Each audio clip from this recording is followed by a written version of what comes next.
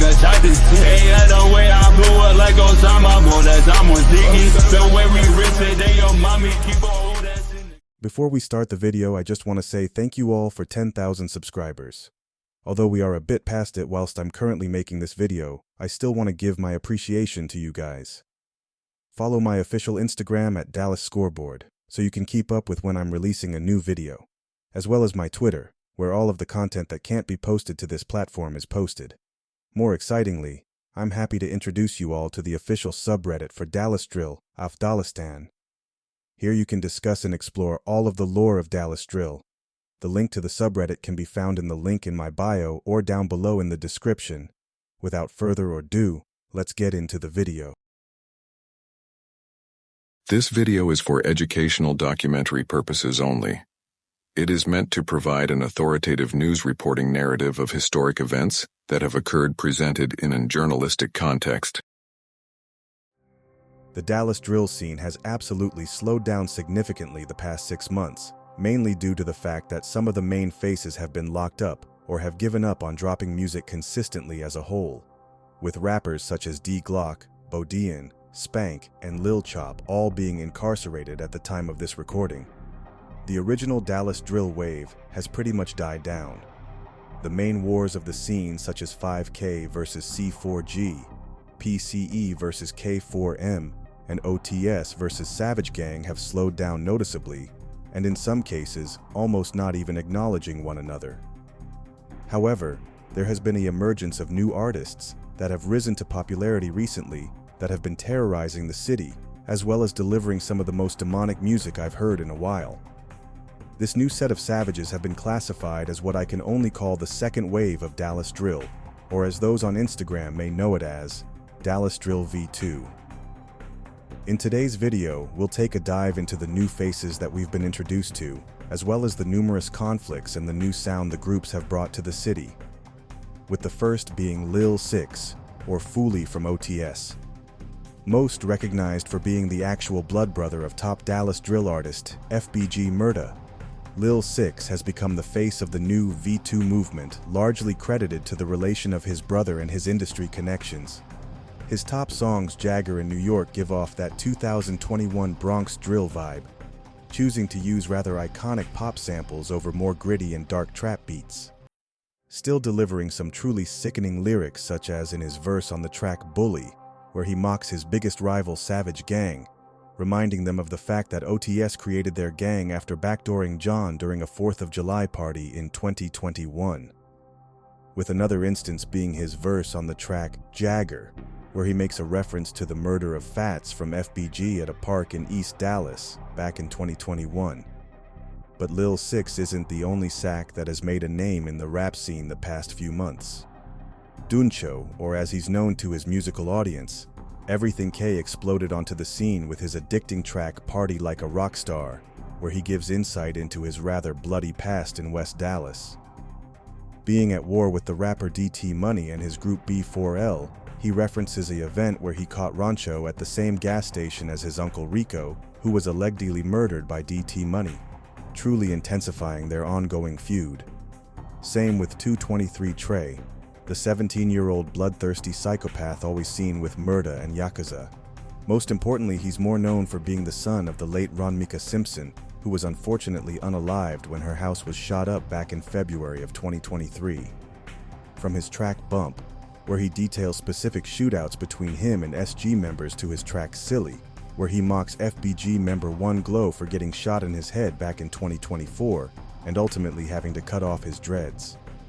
An occurring theme within Dallas Drill V2 is the almost stomach-churning amounts of self-incriminating songs these guys create, such as Lil Switch, the 20-year-old demon from East Dallas, specifically the dreaded East Grand Avenue neighborhood, hence the 223 in his name, short for the infamous zip code 75223. If this sounds familiar to any of you, it is. Shannon Steele, or Lil Switch, hails from the exact same hood as prolific OTS Reaper Yakuza, known for his alleged body count of 6.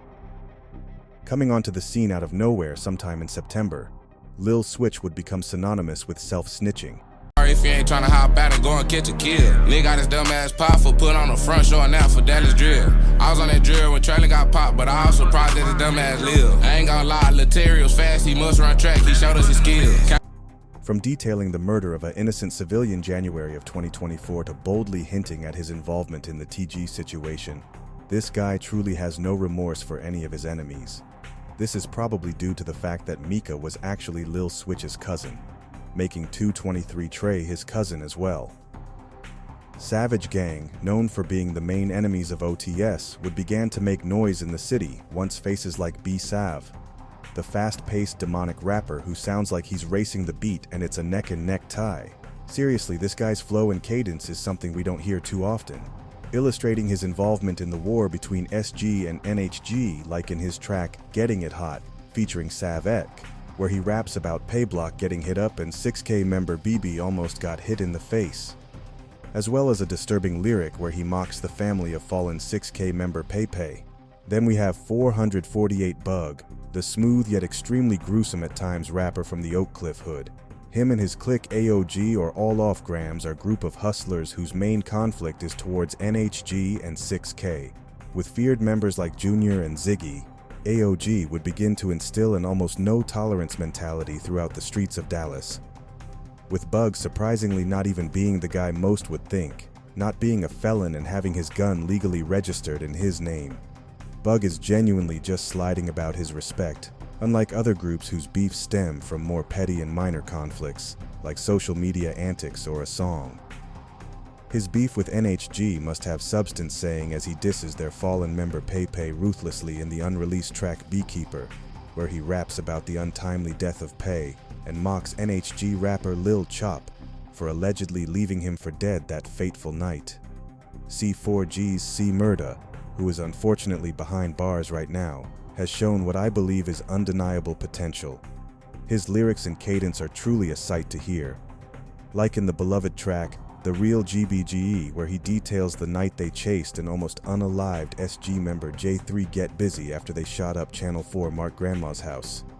Or his verse on No Mo dissing Trey. C4G has been at war with another group of young crash-outs from the 7-5 Pleasant Grove area by the name of 300, or Team 3, with their most notable members being the rapper Steppa 357, Lil Lonnie, Lil O, and Thurt, who was sadly shot and unalived November 16th, in what some say was a Doug deal gone wrong back in November of 2024. This is the group you've most likely heard dissing deceased C4G member Traylon ruthlessly. And now to add fuel to the fire, BT4, or The Threats, are a young generation of shooters from the 444 Oak Hollow hood 3 minutes from 300. They have been in a recent conflict with OTS after Murda would diss Third on his story.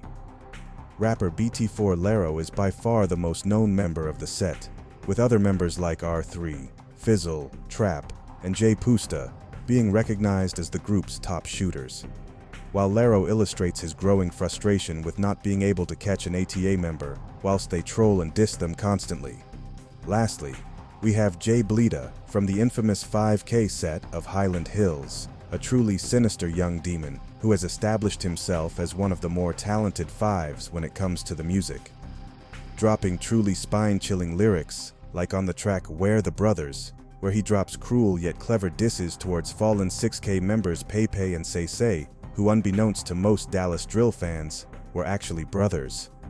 Almost as evil as the laid-back singer 4Bat's main shooter Don Da Steppa from the Highland Hills houses, set BTE or Brothers Till the End. Known for his disrespectful and high-energy verses like on the track Not the Same, where he disses HBO Caleb's cousin Dez, who was shot 49 times in the face by BTE member Husky. But now these new conflicts have become the main focus point of Dallas drill, with some predicting this wave will be the one that breaks into the mainstream.